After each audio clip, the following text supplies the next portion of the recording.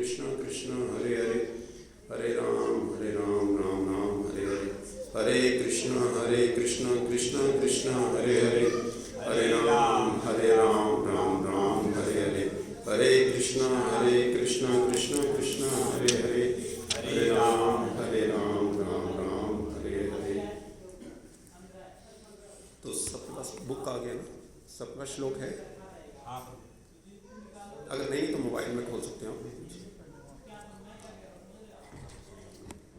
तो अध्याय का नाम है ध्यान योग। इससे पहले भगवान ने कर्म योग पे बहुत विस्तार से चर्चा की थी, इसके पहले वाले अध्याय पे। और उसके कुछ श्लोकों के लास्ट के श्लोकों में आके उन्होंने अष्टांग योग या ध्यान योग का वर्णन किया था। तो आज वाले श्लोक में हम शुरू करते हैं, फिर उस पर अच्छे से चर्चा करेंगे और देखें कैसे ये भगवद गीता में भगवान ने अलग अलग योगों की बात की है। कर्म योग, ध्यान योग, बुद्धि योग, भक्ति योग, क्या मतलब क्या है इन सब करके, कैसे हमारे लिए हम कैसे समझे ये सारे भगवान ने अलग अलग योग समझाए हैं, क्या उसका मतलब है, हमने कैसे उनको समझना है, उसको थोड़ा सा हम इंटरलेट करने की कोशिश करेंगे, टाइप करने की कोशिश करेंगे। तो पहले हम श्लोक से शुरू करते हैं। आरुरोक्षो मुनेर्योगम कर्म कारणम उच्यते, योगरूढ़स्य तस्यैव क्षमा कारणम उच्यते। आरुरोक्षम मुनेर्योगम कर्म कारणम उच्यते, योगरूढ़स्य तस्यैव क्षमा कारणम उच्यते। दूसरे श्लोक की यदा हीनेन्द्रिय अर्थेषु न कर्मस्व अनुषज्यते, सर्वसंकल्प सन्यासी योगरूढ़ उच्यते। यदा हीनेन्द्रिय अर्थेषु न कर्मस्व अनुषज्यते, सर्वसंकल्प सन्यासी योगरूढ़ तद उच्यते।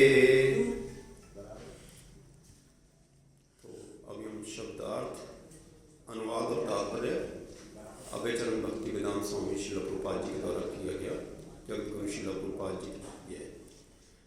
आरुरोक्षो, जिसने अभी योग प्रारंभ किया है, तो जो अभी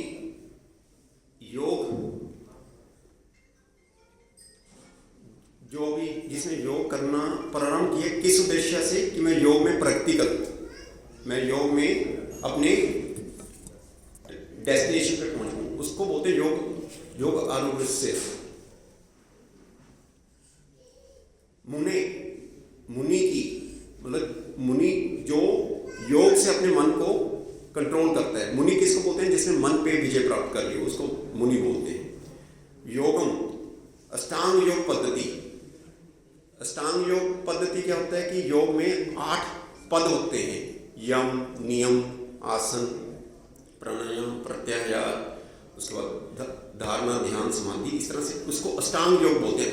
8 उसमें स्टेजेस होती हैं, योग में स्टेजेस होती हैं। जनरली हम योग सब क्या समझते हैं कि जो हम देखते हैं कि एक्सरसाइज करवाते हैं कि ये आसन, वो आसन, प्राणायाम, ओम विलोम, हमारी योग की जो डेफिनेशन है वहाँ तक सीमित हो जाती है। हम सोचते हैं कि योग ये है। योग वो नहीं होता कि वो बहुत उसका छोटा सा पार्ट है। जो योग हम जैसे मान लीजिए रामदेव बाबा का देखते हैं या किसी का भी देखते हैं, एक्सरसाइज इज नॉट योग। योग का जो डेफिनेशन है, योग का डेफिनेशन है कि आत्मा का परमात्मा के साथ जब संबंध बनता है, आत्मा जब परमात्मा के साथ जुड़ती है, उसको योग बोला जाता है। योग की जैसे होता है कई सारी स्टेज होती है, यम, नियम, जो हम प्राय योग मान लेते हैं वो आसन और प्राणायाम को हम योग मान लेते हैं, वो उसकी 3rd और 4th स्टेज है। उसके बाद फिर प्रत्याहार होता है, फिर धारणा, फिर ध्यान, फिर समाधि। आजकल किसी को पता ही नहीं कि योग किया किस लिए जाता है। योग किया इसलिए जाता है कि समाधि तक हम पहुंच पाए। समाधि का मतलब होता है कि मेरा मन पूरी तरह भगवान के चरणों में पूरी तरह रम गया। कोई मेरे मन को किसी तरह का कोई एजिटेशन नहीं है, एकदम फिक्सअप हो गया है, समाधि लग गई है। जो भगवान के साथ मेरी समाधि लग जाती है, वो योग का प्रयोजन होता है। हम योग मानते हैं कि जो एक्सरसाइज करवाते हैं, जो आसन करवाते हैं, या जो ये योग नहीं है, योग की वो छोटी सी पद्धति है। तो अष्टांग योग पद्धति कर्म कर्म कारणम साधन उच्यते कहलाता है योग। फिर अष्टांग योग आरूढ़स्य प्राप्त होने वाले का तस्य उसका एवं निश्चय ही क्षमा संपूर्ण भौतिक कार्यकलापों का त्याग कारणम कारण उच्चते कहा जाता है। अभी भगवत गीता में हम बार बार देखते हैं कि भगवान कभी कहते हैं कि कर्म करो, कभी कहते हैं कर्म नहीं करो, कभी कहते हैं कर्म करो पर फल की इच्छा मत करो, कभी कहते हैं कि नहीं सबको छोड़ के ध्यान योग में लग जाओ। तो बहुत कंफ्यूजिंग मैटर है। मतलब अगर हम देखें एक चैप्टर में हम सोचते अभी थोड़ी देर पहले भगवान कुछ बोल रहे थे, पहले कहते नहीं कर्म तो छोड़ना नहीं है, कर्म तो सबसे ऊपर है। फिर कहते नहीं कर्म तो करना है, कर्म करते हुए फल की इच्छा नहीं करनी है। फिर कहते नहीं इस श्लोक में जैसे आप देखिए क्या बोल रहे हैं, अष्टांग योग के, मैं अभी अनुवाद पढ़ रहा हूँ, अष्टांग योग के नव साधक के लिए कर्म साधन कहलाता है। क्या कह रहे हैं कि अष्टांग योग जब कोई शुरू करता है उसके लिए कर्म करना जरूरी है, कर्म करना जरूरी है। और आगे देखिए क्या करें, और योग सिद्धि पुरुष के लिए समस्त भौतिक कार्यकलापों का परित्याग ही साधन कहा जाता है। कि जब सारे अपने कर्म छोड़ देता है वो उसके साधन बनता है उसके परफेक्शन के लिए। एक ही श्लोक में दोनों कॉन्ट्राडिक्टरी बातें कह रहे हैं। पहले पार्ट में क्या कह रहे हैं कि कर्म ही हमारा साधन है, कर्म को छोड़ के हम कभी भी परफेक्शन अचीव नहीं कर पाएंगे। मेरी बात समझ पा रहे हैं? पहले पार्ट में क्या बोल रहे हैं कि जो योगा आरूढ़ है जब वो योग में जाने की कोशिश करता है, योग के थ्रू अपने परफेक्शन में जाने की कोशिश करता है, तो कर्म छोड़ के वो कभी परफेक्शन नहीं अचीव कर सकता। कर्म उसको करना पड़ेगा। कौन सा कर्म करना पड़ेगा? जो पिछले अध्याय में बताया कि कर्म करना है लेकिन फल की इच्छा नहीं करनी। इसमें हम बहुत सारे मैं प्रश्न जो हमारे मन में जनरली आते रहते हैं कि कोई कर्म हम ऐसा कर सकते हैं कि हम बिना इच्छा के कर्म करें। कल को मैं कहूँ कि आपने जॉब पे तो जाना है, सैलरी की इच्छा मत करो, बिजनेस पे तो जाना है, प्रॉफिट की इच्छा मत करो। बिना मोटिव के कोई काम कर सकता है क्या?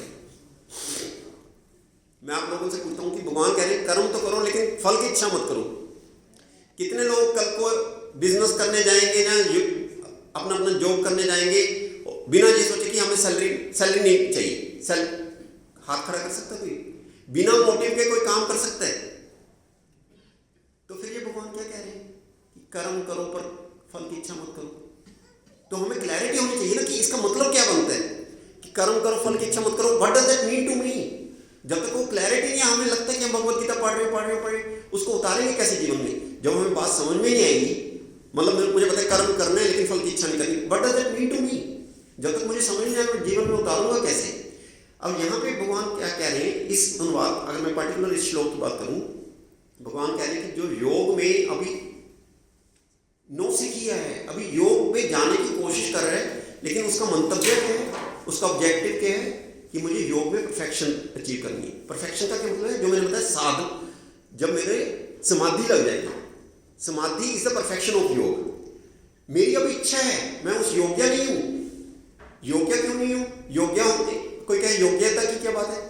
योग्यता सबसे पहले इस तरह से देखी जाती है कि मेरी इस भौतिक विषयों में या भौतिक संबंधों में कितनी आसक्ति बनी हुई है, या भौतिक संबंधों के प्रति कितना वैराग्य उत्पन्न हो चुका है।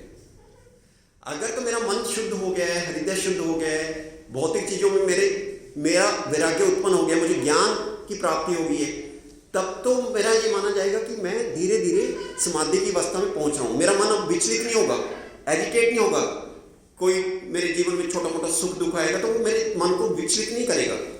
तो उस स्टेज में जब कोई पहुंच जाता है, तब यही जो कर्म भगवान करने के लिए बोल रहे हैं, तो कह रहे हैं कर्म ही आपके लिए बाधा बन जाते हैं। मैं आपको एग्जाम्पल से बताता हूँ। अभी हमने योग की क्या बात की कि योग कहाँ से शुरू होता है? यम, नियम, फिर आसन और फिर प्राणायाम। ये पहले 4 पार्ट है। इसमें क्या कर्म किया जा रहा है या नहीं? बिना कर्म किए आप यम या नियम का पालन कर सकते? यम या नियम होता क्या है? यम होता है कि कौन कौन से, यम और नियम क्या होता है? क्या चीजें करनी है और क्या चीजें नहीं करनी है। What are the dos and don'ts. अगर हम इस रास्ते में प्रगति करना चाहते हैं तो जैसे अहिंसा नहीं करनी, मांस आदि नहीं खाना, तो अगर हमारा उस श्राप, किसी तरह का इंटॉक्सिकेशन नहीं करना, मांस आदि नहीं खाना, ये सब क्या है? यम नियम में आते हैं कि ये काम करने हैं, ये काम नहीं करने। ये डिफाइन करते हैं यम और नियम। उसके बाद आसन, जैसे हम आसन जानते हैं कि अलग अलग सिटिंग पोस्चर्स, कि ये सिटिंग पोस्चर, वो सिटिंग पोस्चर, क्यों किए जाते हैं वो सिटिंग पोस्चर सारे, उनका ऑब्जेक्टिव क्या होता है? जो डिफरेंट डिफरेंट सिटिंग पोस्चर्स हम ट्राई करते हैं उन सबका ऑब्जेक्टिव क्या रहता है कि हम अपने मन को सिटिंग पोस्चर्स के थ्रू और प्राणायाम के थ्रू मन को कंट्रोल कर पाए। मन जो हमेशा इधर उधर भागता रहता है 24 घंटे, कभी इधर भाग रहा है, कभी उधर भाग रहा है, thousands and thousands of thoughts हमारे मन में हर सेकंड आते रहते हैं, इच्छाएं आती रहती हैं। उसको कंट्रोल करने के लिए हम क्या करते हैं? आसन और प्राणायाम करते हैं। तो इन चारों एक्टिविटीज में मैं कुछ कर रहा हूं या बिना किए हो रही है, कुछ कर रहा हूं ना, तो जो प्राणायाम हो गया उसके बाद होता है प्रत्याहार, कि जब मेरा मन अब थोड़ा थोड़ा कंट्रोल में होना शुरू हो गया, अब मैं क्या करूंगा? अपनी जो इंद्रियां हैं, इंद्रियों को उनके विषयों से हटाऊंगा। जैसे आंख को जो देखना पसंद है, जो ये भौतिक विषयों को देखना पसंद है, मान लो एक यंग बॉय है, उसको यंग गर्ल को देखना अच्छा लगता है, इस तरह की चीजें उनको जो देखने की हमारी प्रवृत्ति बनी हुई है, तो वो जो विषयों से इंद्रियों को हटाना वो प्रत्याहार में होता है। प्रत्याहार क्या करता है? जब प्रत्याहार स्टेज पे पहुंचते तो इंद्रियां अब असक्त नहीं होती। इंद्रियां कुछ चीज हमें सूंघने में इंटरेस्ट होता है, कुछ सुनने में इंटरेस्ट लगता है, मान लो किसी को मूवीज के गाने सुनने में बहुत इंटरेस्ट होता है, तो उस तरह की सुनना, क्या हमें सुनना पसंद है, क्या हमें देखना पसंद है, क्या हमें टच करना, किसी सॉफ्ट चीज को टच करना, तो उस तरह की सारी प्रवृत्तियां जो हैं हमारी इंद्रियों के जो विषय बने होंगे उनसे जब मन हट जाता है, इंद्रियां उधर नहीं भागती हैं, इंद्रियां खींचती हैं, इंद्रियों का वेग जब नहीं आता, तो उसको बोलते हैं प्रत्याहार स्टेज। उसके बाद आता है धारणा, ध्यान और समाधि। धारणा, ध्यान और समाधि क्या है? कि मेरा मेडिटेशन होनी शुरू हुई है। अभी तक मैं सिर्फ कंट्रोल कर रहा था, कुछ काम करके अपने आप को कंट्रोल करके लेकिन अब मेरा धारणा पे होता है कि थोड़ी थोड़ी मेडिटेशन होनी शुरू हुई है, ध्यान में उसकी इंटेंसिटी बढ़ जाती है, समाधि में एकदम फिक्सअप हो जाती है कि कोई मेरे आसपास कुछ भी होता रहे मुझे पता भी नहीं लगता। तो तीनों की इंटेंसिटी से डिफरेंट है, बात एक ही है, धारणा, ध्यान, समाधि में क्या हो रहा है? मेरी मेडिटेशन हो पा रही है, मैं भगवान के ऊपर अपना मन केंद्रित कर पा रहा हूँ बिना इधर उधर विचलित हुए। अब धारणा, ध्यान, समाधि में अगर मैं ये देखूंगा कि मुझे श्वास कैसे लेना है, कैसे छोड़ना है, मुझे इंद्रियों को कैसे वश में करना है, तो क्या मैं एक्चुअल वे में समाधि लगा पाऊंगा? समाधि में तो मेरा एक यूनिक फोकस होना चाहिए ना, कि सिर्फ भगवान के साथ मेरा कनेक्शन हो गया है और मुझे किसी चीज से कोई मतलब नहीं होना चाहिए। Am I able to explain कि क्या हो रहा है? कि जब समाधि की स्टेज में हम या मेडिटेशन की स्टेज में, तब मैं क्या बैठ के ये सोचूंगा मेरा कौन सा आसन है, मेरा सिटिंग पोस्चर क्या है, मेरी ब्रीदिंग कैसे चल रही है, मेरे इनहेल एक्सहेल कैसे चल रहे हैं, would I bother about those things? तो अगर मैं उस वक्त समाधि की स्टेज में या धारणा की स्टेज में या ध्यान की स्टेज में इन सब चीजों का ध्यान रख रहा हूँ, इन कर्मों का ध्यान रख रहा हूँ, तो इसका मतलब मैं उसमें अपने आप को स्टैब्लिश नहीं कर पा रहा।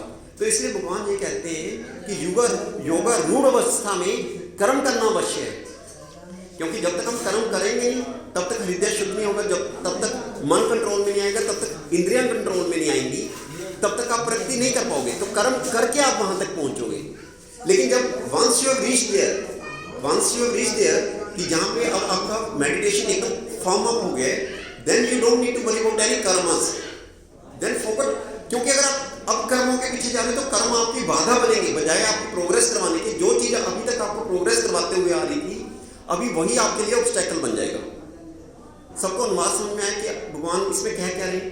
कि स्थिति के हिसाब से, ऐसे नहीं कि हमारी स्थिति तो अभी है नहीं योगा रूढ़ वाली और हम कहें कर्म में अभी छोड़ रहा हूं,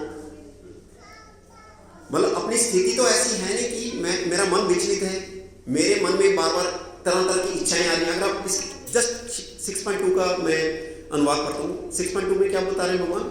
हे पांडु पुत्र, जिसे संन्यास कहते हैं उसे ही तुम योग अर्थात पर ब्रह्मा से युक्त होना जानो। उसके बाद कहते हैं क्योंकि इंद्रिय तृप्ति के लिए इच्छा को त्यागे बिना कोई कभी योगी नहीं हो सकता। अब क्या कह रहे हैं भगवान? कि जब तक इच्छाएं बनी हुई हैं, हमारी भौतिक इच्छाएं बनी हुई हैं, ना तो कोई अपने आप को योगी कह सकता है, ना ही सन्यासी कह सकते हैं। संन्यास और योग का मतलब ही ये होता है कि मेरे मन में अब कोई भौतिक इच्छाएं आ ही नहीं रही। फिर एक क्वेश्चन उठता है, क्या ये पॉसिबल है? जैसे मैंने पहले पूछा आपसे कि कल को आपको कहा जाए कि आपको कोई सैलरी नहीं मिलेगी, कोई प्रॉफिट नहीं मिलेगा, क्या बिना मोटिव के कोई काम किया जा सकता है? ऐसे ही मैं यहाँ पे पूछ रहा हूँ कि क्या ये प्रैक्टिकली पॉसिबल है कि हमारे मन में इच्छाएं ना आए? है क्या पॉसिबल? भौतिक इच्छाएं ना आए? Actually there is difference. एक भौतिक इच्छाएं और मैं खाली इच्छाएं बोलूं तो इसमें डिफरेंस होता है। हम कोई भी काम करते हैं, कुछ भी, आप कुछ भी सोच के देखिए, सबसे पहले कोई भी आप एक्शन करते हो वो कहां से शुरू होता है? Thinking, feeling and willing. सबसे पहले आप कुछ सोचते हो, कुछ भी आपके मन में थॉट आता है, सबसे पहले थॉट आता है आपके मन में। थॉट्स तो हर क्षण हजारों हजारों आते रहते हैं, लेकिन आप किसी थॉट को तो इग्नोर कर देते हो। किसी थॉट के बारे में आप थोड़ा सोचने लगते हो कि जब कोई थॉट आया उसके बारे में विचार करने शुरू करते हो, उसको पकड़ लेते हो, थॉट को पकड़ लेते हो, उसके बारे में डेलिब्रेट करना शुरू करते हो, कंटेम्पलेट करना शुरू करते हो। The moment you start contemplating on that thought, जैसे मैं बता रहा हूँ, थॉट्स तो हजारों हजारों आते, सारे थॉट्स को हम कंटेम्पलेट नहीं करते, सारे थॉट्स को हम बैठ के डेलिब्रेट नहीं करते। जिस थॉट को पकड़ के हम डेलिब्रेट करते हैं या फील करते हैं, उसके बारे में फिर हमारी इच्छा उत्पन्न होती है कि मुझे ये चाहिए। जैसे आप देखिए पूरी एडवर्टाइजमेंट एजेंसी कैसे चलती है, आपको वो नीड नहीं होती। एडवर्टाइजमेंट क्या करती है? जिस चीज की आपको जरूरत नहीं भी होती उसके लिए भी आपके मन में इच्छा उत्पन्न करती है। कैसे करती है? आपको एडवर्टाइजमेंट दिखाया जाता है, राइट? एडवर्टाइजमेंट जब तक आपको नहीं दिखाया था, आपके मन में थॉट भी नहीं आया था, आप उसके बारे में ना आपने देखा है, ना कभी फील करोगे, और फिर उसके लिए इच्छा भी उत्पन्न नहीं होगी। एडवर्टाइजमेंट एजेंसी किस कंसेप्ट में काम करती है कि आपकी जो आज नीड नहीं भी है उसको आपको दिखाया जाता है। जैसे आप उसको देखते हो, कई बार तो आप हजारों हजारों एड्स देखते हो, कई एड्स को आप इग्नोर करते हो। जिस एड पे आप थोड़ा सा भी कंटेम्पलेट करते हो, थोड़ा सा भी डेलिब्रेट करना शुरू करते हो, फिर आपको होता है, मान लीजिए गाड़ी की कोई आपने ऐड देखी, आपको लगता है कि आप जब तक आपने एडवर्टाइजमेंट नहीं देखा था आपको नहीं लग रहा था कि मुझे ये गाड़ी खरीदनी है। जैसे ही आपने गाड़ी का एडवर्टाइजमेंट देखा और उसके बारे में थोड़ा सा कंटेम्पलेट किया, आपको इच्छा होती है, हाँ ये गाड़ी तो अच्छी लग रही है, मुझे भी ये गाड़ी लेना चाहिए, मुझे भी इसके बारे में सोचना चाहिए। Isn't it? मैं अपनी बात समझा पा रहा हूँ कि शुरू कहां से होता है? Thinking, then feeling and then willing. जब तक थिंकिंग नहीं होगा तो अभी क्या हो रहा है, हमारे थॉट्स तो बहुत आते रहते हैं, हमने किन थॉट्स को पकड़ के फील करना है, या कंटेम्पलेट करना है, या डेलिब्रेट करना है, वो हमारे हाथ में। और उन थॉट्स को हमने कैसे स्पिरिचुअलाइज करना है। थॉट्स तो तरह तरह के आएंगे जब हम इस भौतिक जगत में, किन थॉट्स को मैंने रखना है और किन थॉट्स को इग्नोर करना है, किन थॉट्स को कैसे मुझे मॉडिफाई करके भगवान के साथ जोड़ना है, उसको योग बोलते हैं। योग मैंने क्या बोला? योग की डेफिनेशन क्या है? योग की डेफिनेशन जब हम अपना संबंध भगवान से बनाते हैं, आत्मा का संबंध जो परमात्मा से होता है, दैट्स अ डेफिनेशन ऑफ योग। ये एक्सरसाइज कोई योग नहीं होता। योग की डेफिनेशन ये है कि जब आत्मा का संबंध परमात्मा के साथ स्थापित किया जाता है। इसीलिए आप देखिए कि भगवत गीता में जितने भी बताए गए, कर्म योग बोला जाता है, ध्यान योग बोला जाता है, ज्ञान योग बोला जाता है, कि जब तक उसमें योग आप नहीं जोड़ोगे, आप कोई भी कर्म करते हो, वो आपको आपके मंतव्य तक, आपके डेस्टिनेशन तक नहीं लेके जाएगा। कर्म को जब हम योग मतलब कि मेरा एक्चुअल ऑब्जेक्टिव मुझे पता है कि मुझे कर्म करके परफेक्शन अचीव करनी है। परफेक्शन अचीव करने का मतलब आत्मा का परमात्मा के साथ संबंध एस्टेब्लिश करना है। तो जब कर्म के थ्रू वो किया जाता है तो उसको कर्म योग बोलते हैं। जब ज्ञान के थ्रू वही काम किया जाता है तो उसको ज्ञान योग बोलते हैं। जब ध्यान के थ्रू या अष्टांग योग के थ्रू वही काम किया जाता है तो उसको ध्यान योग बोला जाता है। तो इस तरह से अलग अलग योग हैं। फिर आता है भक्ति योग।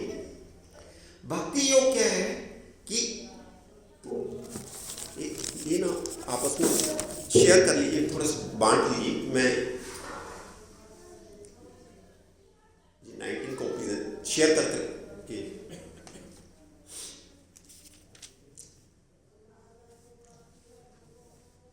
दो तीन तीन लोग प्लीज शेयर कर लीजिए एक ही कॉपी को।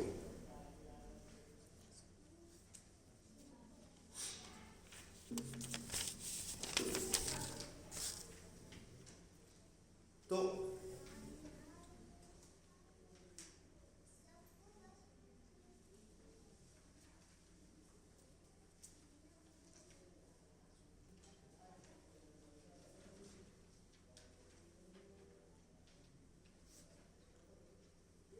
प्लीज़ दो दो तीन तीन के ग्रुप में बैठ जाइए, ताकि जब मैं समझाऊंगा तो आपको समझ में आए, अगर सबके पास रहे।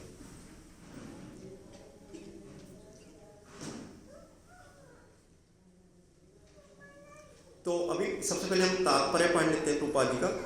वो तात्पर्य जब मैं पढ़ूंगा तो कुछ चीज़ें आपको समझ में नहीं आएंगी, तो उसके लिए आपको टेंशन नहीं लेना कि समझ में नहीं आ रहा, उठ के जा रहे हूँ। इसलिए मैंने ये हैंड आउट दिया है कि उसका एक एक शब्द हमें समझ में आना चाहिए, फिर मैं आपको एक्सप्लेन करूँगा। पहले हम सिर्फ पढ़ते हैं। परमेश्वर से युक्त होने की विधि योग कहलाती है।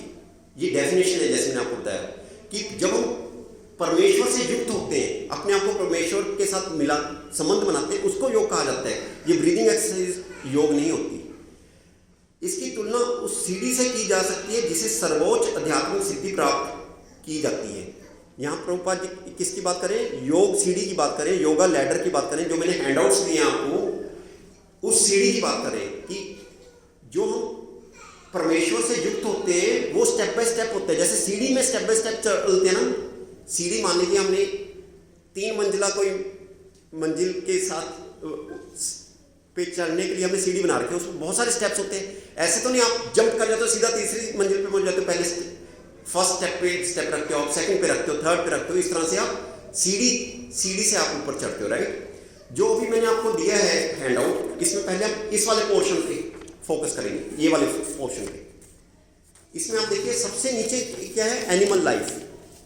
एनिमल लाइफ क्या है कि खाओ पियो ऐश करो, मुझे किसी चीज से मतलब नहीं है, मेरे जीवन में क्या हो रहा है क्या नहीं हो रहा, मुझे कोई आध्यात्मिकता से मतलब नहीं है, मेरे जीवन में कैसे क्या हो रहा है मैं कभी सोचता नहीं हूँ। जैसे जानवर जो होते हैं, जानवर क्या अपने फ्यूचर के बारे में, मैं कहाँ से आया हूँ, क्यों आया हूँ, क्या करना है मुझे, जानवर इसके बारे में कभी सोचते हैं? बस उनको ये होता है कि पेट भरा अपना, 4 ही काम करते हैं वो। क्या क्या करते हैं?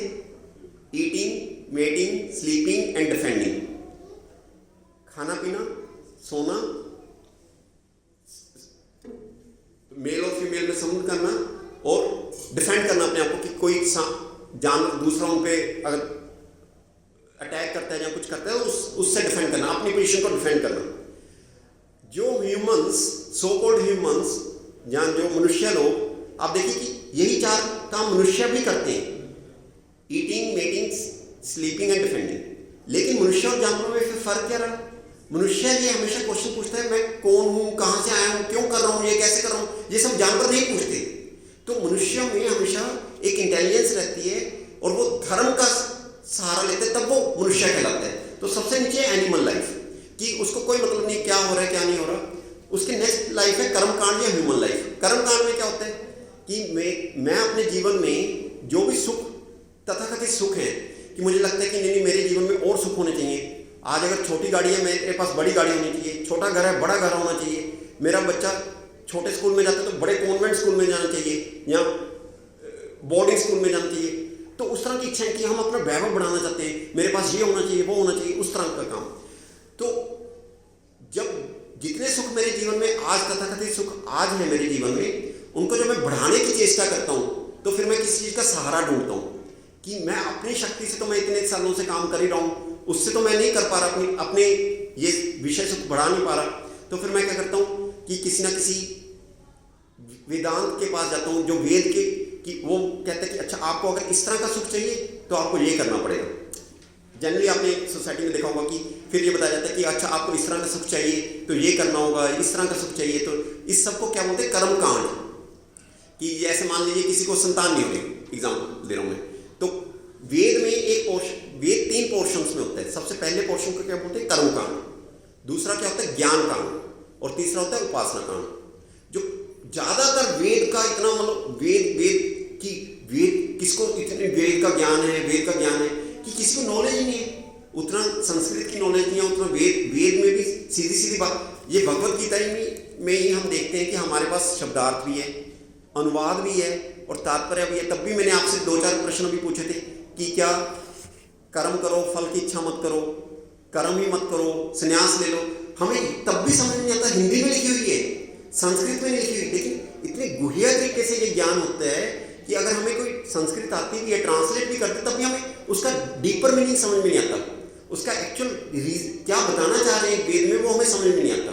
तो अगर कोई वेद को समझ लेता है तो उसके कारण कर्म कांड उसको समझ में आ जाता है कि अगर अच्छा किसी को मान लो संतान नहीं हो रही, उसको बात समझ में आ गई कि वेद का ये पोर्शन ये कह रहा है कि संतान उत्पन्न करने के लिए ये कार्य ऐसे ऐसे किया जाएगा, ये यज्ञ ऐसे ऐसे किया जाएगा कि संतान की उत्पत्ति हो जाएगी। जैसे आपने महाभारत रामायण वगैरह में देखा होगा कि कई कई राजा ऐसे होते थे, दशरथ राजा हुए, उनको संतान नहीं हो रही थी, बहुत सारे आपने ऐसी कथाएं सुनी होंगी। तो उन्होंने फिर एक यज्ञ किया जिससे एक पात्र उत्पन्न हुआ जिसमें खीर थी, वो रानियों को खाने के लिए, आपने वो सब सुना। वो सब क्या कर्म कांड है कि वेद में बताया गया कि अगर आपको धन की प्राप्ति करनी है तो ये करना है, संतान चाहिए तो ये करना है, स्वर्ग का वैभव चाहिए तो ये करना है। तो ये सब क्या है? कर्म कांड। अब ये नीचे की दो कैटेगरीज में डिफरेंस क्या है? जो एनिमल लाइफ मैंने बताया, सो कॉल्ड जो ह्यूमंस एनिमल लाइफ जी रहे हैं, उनको तो ये पता ही नहीं कि किसी और की भी सत्ता है। वो सोचते हैं कि ये बाय चांस है, जो जीवन है बाय चांस है, किसी की सत्ता नहीं मानते। वो मानते नहीं कि कोई सुपीरियर अथॉरिटी भी है जो हमारे जीवन को डिक्टेट कर सकता है। वो है सबसे लोएस्ट पोर्शन। अब जो कर्म कांड में पहुंच गया, कर्म कांड में कम से कम वो ये मान तो रहा है कि कोई ऐसी चीज है जिसको करने से मेरा जीवन में तथाकथित सुख बढ़ सकते हैं। इसका मतलब वो किसी अथॉरिटी को मानना शुरू कर रहे हैं। मेरी बात समझ रहे? तो कर्म कांड में अभी तक भी, लेकिन दोनों के मन में बात क्या है कि अपने भौतिक ऐश्वर्य को बढ़ाना है, भौतिक सुखों को बढ़ाना है। ये दोनों कैटेगरीज क्या है? उनको आध्यात्मिकता की कोई चिंता नहीं है कि हमें आध्यात्मिकता में प्रगति करनी है या नहीं करनी। उसके बाद आते हैं कर्मयोग। कर्मयोग में क्या है?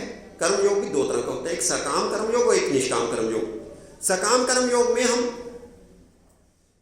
हमें ये तो पता होता है कि हमें कहाँ पहुंचना है, जैसे मैंने बोला योग का परफेक्शन की स्टेज क्या है, लेकिन वो कर्म करते हुए फल की इच्छा छोड़ नहीं पा रहा होता।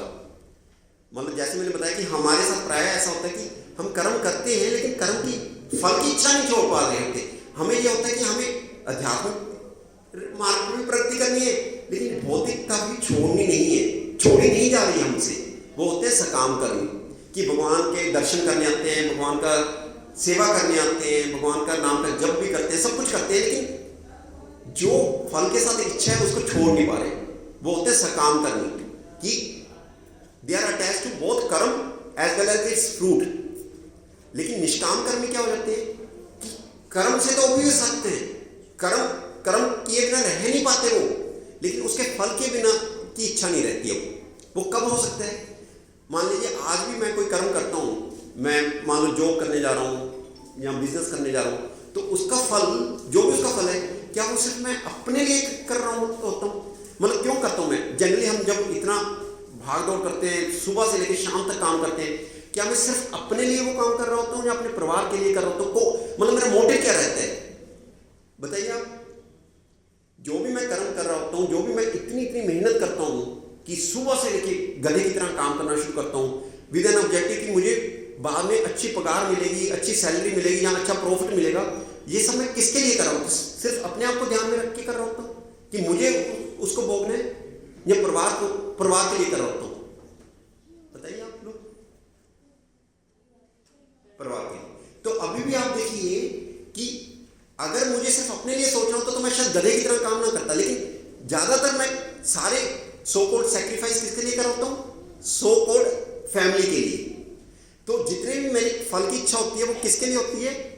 जो शरीर के साथ संबंधित चीजें उनके साथ जोड़ के, कि ये मेरा पुत्र है, ये मेरी पुत्री है, ये मेरी पत्नी है, ये मेरे माता पिता हैं, उनका मुझे अच्छे से पालन पोषण करना है, और मैं नहीं करूंगा तो उनका पालन पोषण कैसे होगा? Isn't it? कि मैंने अपने बच्चों को अच्छे से अच्छी लाइफ देनी है। ये सब करके तो हम मेहनत करते हैं या किसी और कारण से करते हैं? एक अच्छी लाइफ देनी, अपने लिए नहीं कर रहा होता, मैं अपने परिवार के लिए कर रहा हूँ। तो जब जैसे मैंने बताया कि ये वाली स्टेज जो होती है, कर्मयोग वाली जो स्टेज होती है, यहाँ पे वैराग्य उत्पन्न नहीं हुआ होता, ज्ञान उत्पन्न नहीं हुआ होता, यहाँ पे सकाम कर्मी अपने फल की इच्छा नहीं छोड़ पाते। लेकिन जैसे ही निष्काम कर्म की तरफ कोई इंसान बढ़ता है तो उसको ये सबसे पहले तो उसको ये समझ में आना शुरू होता है कि मैं शरीर नहीं हूँ, मैं आत्मा हूँ। शरीर तो बदलते रहते हैं, कभी मैं कुत्ते के शरीर में था, कभी मैं किसी देवता के शरीर में था, कभी किसी शरीर में था। शरीर बदलते रहते हैं, उसी के हिसाब से संबंध बदलते रहते हैं।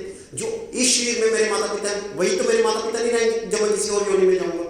जब उसको ये समझ में आता है कि मैं आत्मा हूँ, मैं शरीर नहीं हूँ, शरीर तो मरता रहेगा, कभी कोई शरीर मिलेगा, और मुझे बार बार ये शरीर ले, क्योंकि बार बार शरीर मिल रहा है कभी किसी योनि, उसी कारण मुझे दुख झेलने पड़ रहे हैं। अरे ये शरीर मुझे ना मिले तो मुझे दुख होगा क्या? तो ये क्योंकि बार बार मैं योनियों के सर्कल में घूमता रहता हूँ, इसीलिए मुझे डिस्ट्रेसफुल लाइफ जीनी पड़ रही है। जब ये बात की समझ में आनी शुरू होती है तो क्या होता है कि उस फल की जो हम इच्छा अभी तक अपने या अपने परिवार के लिए कर रहे थे, अब मैं जो भी कार्य करूंगा मैं भगवान का मान के करूंगा। ये नहीं कि मुझे सैलरी नहीं चाहिए, जैसा भगवान मुझे रखेंगे, जिस स्थिति में रखेंगे, काम मैं पूरा सिंसियरली करूंगा। अभी मैं बिजनेस करने जाऊंगा सिंसियरली करूंगा, अभी मैं जॉब करने जाऊंगा सिंसियरली जॉब करूंगा, लेकिन ये नहीं कि मैं इसलिए कर रहा हूं कि मुझे परिवार का पालन पोषण करना है, क्योंकि भगवान ने मुझे एक नियोजन दिया है, मुझे भगवान ने एक रिस्पॉन्सिबिलिटी दी है परिवार का पालन पोषण करना है। जितना भगवान जैसे दे देंगे उसमें मैं संतुष्ट हूं, उसमें सेटिस्फाइड हूं। I will not hanker for it कि सारा दिन गधों की तरह इधर उधर ये करूं वो करूं। भगवान के ऊपर मेरा आश्रय होना शुरू हो जाएगा जैसे मैं, क्योंकि आप देखिए कि मैं तब तक फल की इच्छा नहीं छोड़ सकता जब तक मैं, मेरा कोई मोटिव होना चाहिए। अब मैंने सिर्फ क्या किया, मोटिव ट्रांसफॉर्म कर दिया अपना। अभी तक वो मोटिव क्या था, मी एंड माई फैमिली। अभी तक जो भी कार्य मैं कर रहा था उसका मोटिव क्या था, मी एंड माई फैमिली। जितना जितना वो ट्रांसफॉर्म होता जाएगा, ये जो मी एंड माई फैमिली से हटा के कि भगवान की प्रसन्नता के लिए, भगवान जैसा चाहेंगे, भगवान जिस तरह प्रसन्न रहेंगे, मैं उस तरह से अपना जीवन जीना चाहता हूँ। तो जितना जितना मैं ट्रांसफॉर्म करता रहूंगा उतना उतना क्या होता रहेगा, मेरे में वैराग्य उत्पन्न होता रहेगा। वैराग्य का मतलब ये नहीं कि मैं परिवार के बारे में चिंता नहीं करता, परिवार के बारे में उतनी जितना अच्छे से मैं आज परिवार का ध्यान रख पा रहा हूँ, जैसे ही वैराग्य उत्पन्न होगा उसका मतलब ये नहीं कि परिवार की मुझे चिंता नहीं है, बच्चों की चिंता नहीं। मैं ये मान लूँ, मुझे ये समझ में आना शुरू हो जाएगा मैं करता नहीं हूँ, जो भी उनका पालन पोषण हो रहा है। अभी तक मैं सोचा था मैं कर रहा हूँ, अगर मैं नहीं करूँगा तो उनका पता नहीं क्या हो जाएगा। वो कर्तापन वाला भाव धीरे धीरे वैराग्य उत्पन्न होना शुरू हो जाता है। भगवान करें जो करें, मैं नहीं कर रहा। मेरी बात समझ में आ रही है कि सिर्फ ये मनोस्थिति का डिफरेंस है कि जहाँ पे मैं अपने आप को कर्ता मान रहा हूँ और कर्ता मान के मैं उसके फल की इच्छा अगर कर रहा हूँ और मैं सोच रहा हूँ कि उस फल के कारण मैं अपने परिवार का पालन पोषण कर पा रहा हूँ, बजाय ये मानने कि मैं अपना कर्म अभी भी करूंगा लेकिन भगवान की प्रसन्नता के लिए करूंगा और उससे जो भी फल उत्पन्न होगा वो भी मैं कहूँगा भगवान की इच्छा से ही फल मिला है और भगवान ही मेरे परिवार का। जब मैं भगवान को सेंटर में ला रहा हूँ तो देखिए मैंने एक्टिविटी चेंज नहीं की। ऐसा नहीं कि मैंने जॉब पे जाना बंद कर दिया, मैंने बिजनेस करना बंद कर दिया, लेकिन मेरे ध्यान में कौन है, भगवान है। कि भगवान की प्रसन्नता के लिए मैं ये काम करूँ, भगवान की इच्छा से मुझे जो उसका फल मिल रहा है भगवान की इच्छा से मिल रहा है, भगवान की इच्छा से ही मैं जो मुझे जिम्मेवारी दी गई है उसका मैं पालन पोषण करूँ। तो इससे क्या हो रहा है, एक किस्म का एक ज्ञान उत्पन्न हो रहा है। क्या ज्ञान उत्पन्न हो रहा है कि मैं शरीर नहीं हूँ, मैं आत्मा हूँ। वैराग्य उत्पन्न हो रहा है कि मैं अपने आप को जो कर्ता मान रहा था, जहाँ फल मेरे कारण उत्पन्न हुआ, वो वैराग्य उत्पन्न हो रहा है। तो अभी आप देखिए कर्म योग से जब हम ज्ञान योग की तरफ जा रहे हैं तो क्या हो रहा है, वैराग्य बढ़ रहा है और ज्ञान बढ़ रहा है।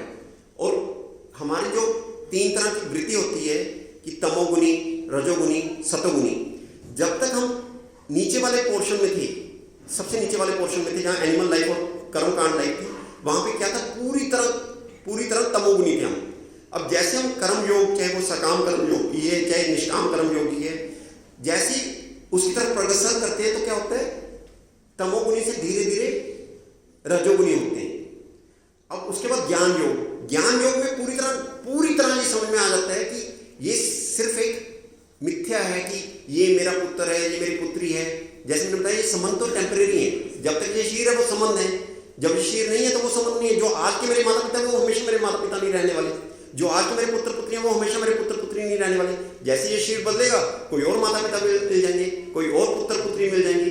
तो जब ये बात पूरी तरह मन में अच्छे से समझ में आ जाती है कि ये जो जिसको मैं परमानेंट मान के बैठा हूँ वो और टेम्परेरी है, सब कुछ टेम्परेरी है, ये सारे बॉडली रिलेशंस टेम्परेरी है।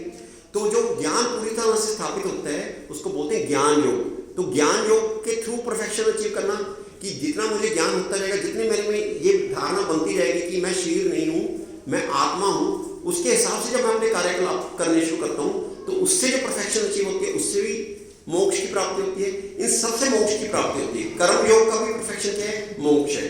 ज्ञान योग का भी परफेक्शन क्या है, मोक्ष है। अष्टांग योग, आप देखिए एरो ज्ञान योग के थ्रू क्या होता है, भगवान का ब्रह्मन रियलाइजेशन होता है। भगवान की जो दिव्य ज्योति है, जो ज्ञान योगी होते हैं, जो ज्ञान जिनको बहुत ज्ञान की तरफ जो प्रगति करते हैं, उनका गंतव्य क्या होते हैं, वो भगवान की ज्योति में समा जाते हैं। जो भगवान की कांति है, जो भगवान का प्रकाश है, उसमें वो समा जाते हैं।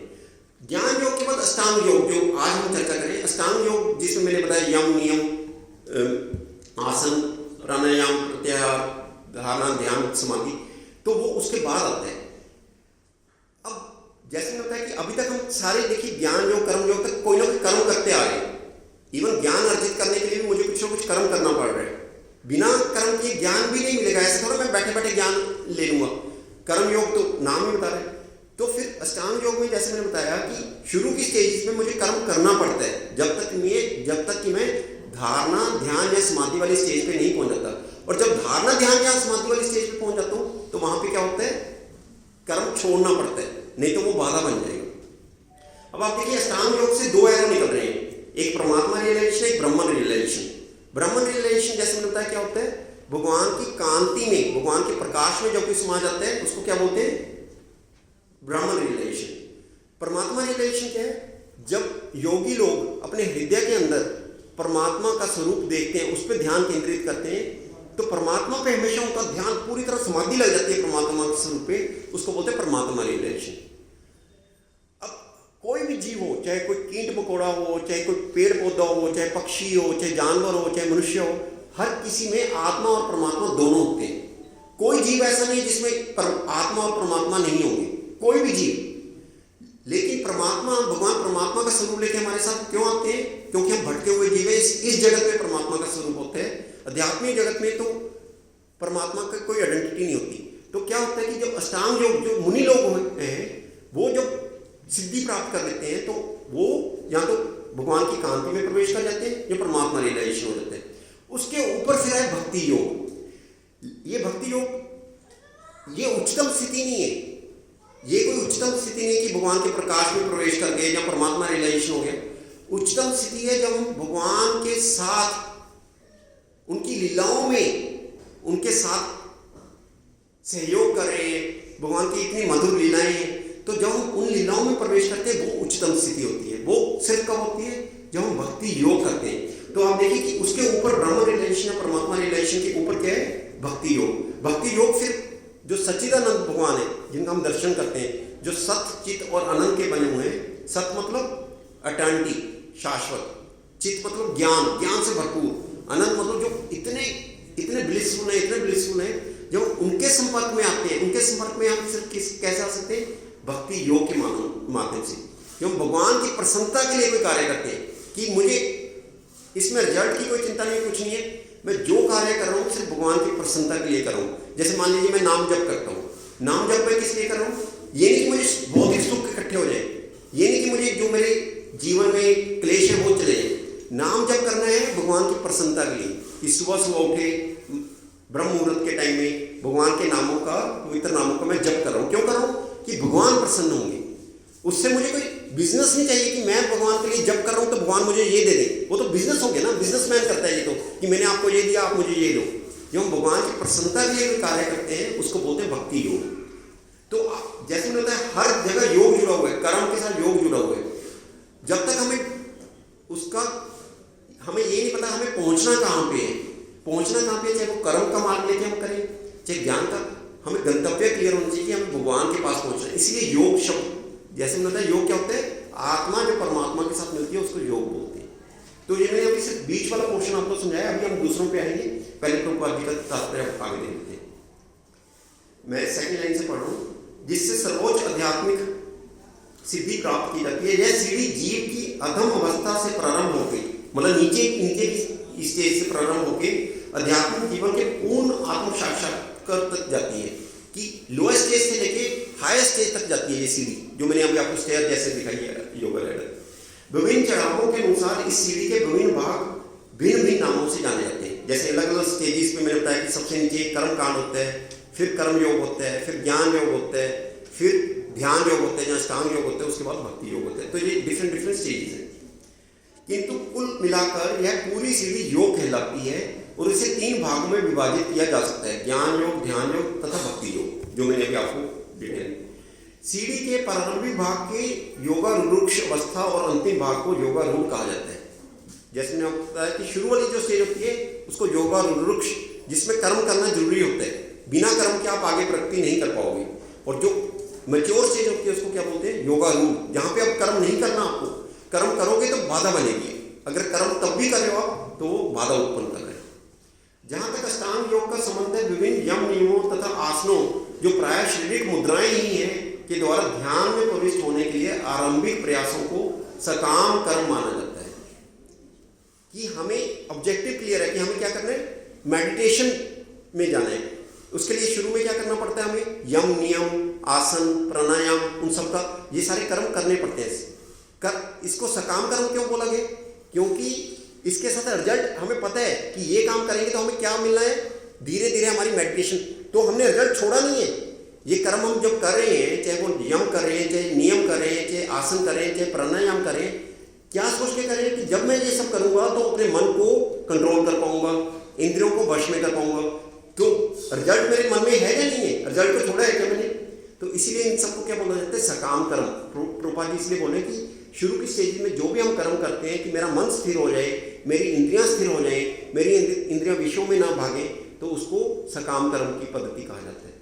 आगे ऐसे कर्मों से पूर्ण मानसिक संतुलन प्राप्त होता है जिससे इंद्रियां वश में होती हैं। मैंने आपको बताया कि आसन जब हम लगाते हैं, प्राणायाम करते हैं, आसन जो आसन वाली स्टेज है उसको हठ योग भी बोलते हैं। बहुत सारे लोग हठ योग बोलते हैं कि अलग अलग आसन करना, उसको हठ योग बोलते हैं। और प्राणायाम जब हम ब्रीदिंग को कंट्रोल करते हैं तो ब्रीदिंग के कंट्रोल करने से क्या होता है, मन कंट्रोल में होता है। और प्रत्याहार नेक्स्ट स्टेज में, प्रत्याहार में क्या होता है, सेंसेस कंट्रोल में आ जाते हैं। सेंसेस अब हमारे अनब्राइडल्ड सेंसेस नहीं रहती कि जहाँ चाहे वहाँ भागेंगे, उस तरह से नहीं होता। तो वही प्रभुपाद जी आपको बता रहे हैं, जिससे इंद्रियां वश में होती है, तब मनुष्य पूर्ण ध्यान में सिद्धस्थ हो जाता है। तो विचलित करने वाला समस्त मानसिक कार्य बंद हुए माने जाते हैं। कि अब जो अभी तक हमारा मन हमें विचलित करता रहता है, इधर उधर भगाता रहता है, कब मन में तरह तरह के विचार आते रहते हैं, तो मन हमारा क्या होता है, विचलित होना बंद हो जाता है। कौन सी अवस्था में, योगारूढ़ अवस्था में, जहाँ पे हमारी ध्यान लगना शुरू हो जाता है, जहाँ पे हमारी समाधि लगनी शुरू हो जाती है, उस स्टेज पे ये होना शुरू होता है। किंतु कृष्ण भावना भावित व्यक्ति प्रारंभ से ही ध्यान अवस्थ रहता है, क्योंकि वह निरंतर कृष्ण का चिंतन करता है। तो अभी मैंने आपको बताया कि जो बीच वाला पोर्शन मैंने दिखाया है उसको अगर हम अब सबसे ऊपर ये लेफ्ट वाली पिक्चर में देखिए, इसमें समरी दी हुई है मैंने कि स्टेप 0 क्या है कि फ्रूटिटिव वर्कअप, मतलब सिर्फ अपने तथाकथित ऐश्वर्य को बढ़ाने के लिए, सुख बढ़ाने के लिए जो काम करता है, कर्म कांड है, वो स्टेप 0। स्टेप 1 में अभी भी असक्त है, काम को लेकर तो असक्त है, लेकिन फल की इच्छा त्याग देते हैं। स्टेप 2 में क्या होता है, उसको ज्ञान होना शुरू होता है। स्टेप 3 में क्या है, उसको ज्ञान के साथ साथ अब वो इंद्रियों को और मन को वश में कर पाते हैं। और स्टेप 4 में क्या है, भगवान की प्रसन्नता के लिए कार्य करते हैं। तो ये तो एक स्टेप बाय स्टेप हो गए, लेकिन ये इतना आसान नहीं है। आसान क्यों नहीं है, क्योंकि हर स्टेज में बहुत बड़ा रिस्क होता है। मान लीजिए मैं कर्म कांड की या कर्म योग की बात करूं, उसमें क्या होता है कि मान लीजिए मैं कर्म योग के थ्रू परफेक्शन अचीव करना चाह रहा हूँ, कि मैं कर्म योग के थ्रू परफेक्शन अचीव करूँगा, मुझे कोई ज्ञान योग नहीं करना, कोई ध्यान योग नहीं करना। क्योंकि मैंने बताया ना, हर किसी का परफेक्शन स्टेज क्या होता है, मोक्ष की प्राप्ति हर कोई करवा सकता है। लेकिन उसमें रिस्क क्या होता है कि जब मैं कर्म योग कर रहा होता हूँ तो मेरे को इतना ऐश्वर्य मिलना शुरू होता है, स्वर्ग की प्राप्ति हो जाती है, इन सब चीज़ों की प्राप्ति हो जाती है कि मैं अपने गंतव्य से भटक जाता हूँ।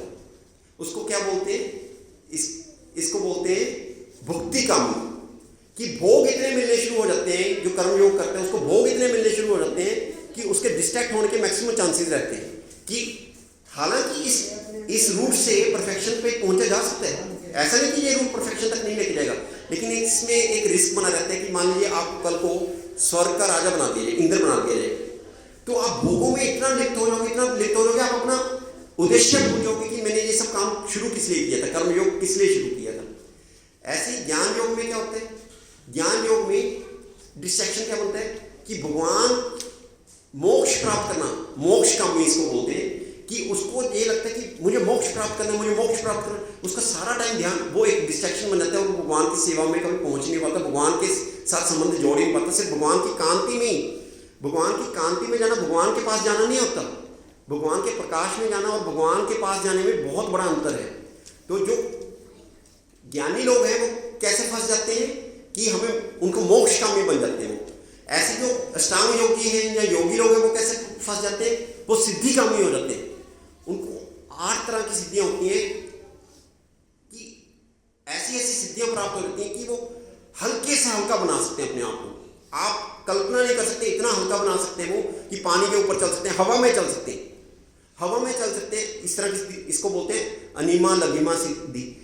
अपने आप को भारी से भारी बना सकते हैं। एक होती है फिर प्राप्या सिद्धि, यहाँ बैठे बैठे मैं कुछ भी प्राप्त कर सकता हूँ, किसी भी लोक का कुछ भी प्राप्त कर सकता हूँ। यहाँ बैठे बैठे मैं किसी लोक को उत्पन्न कर सकता हूँ, यहाँ बैठे बैठे मैं किसी लोक का नाश कर सकता हूँ। ये ऐसे करके 8 सिद्धियाँ प्राप्त होती हैं, अष्ट सिद्धि बोलते हैं इसको। तो जो अष्टांग योगी होते हैं वो क्या होते हैं, कभी कभी सिद्धियों में फंस जाते हैं।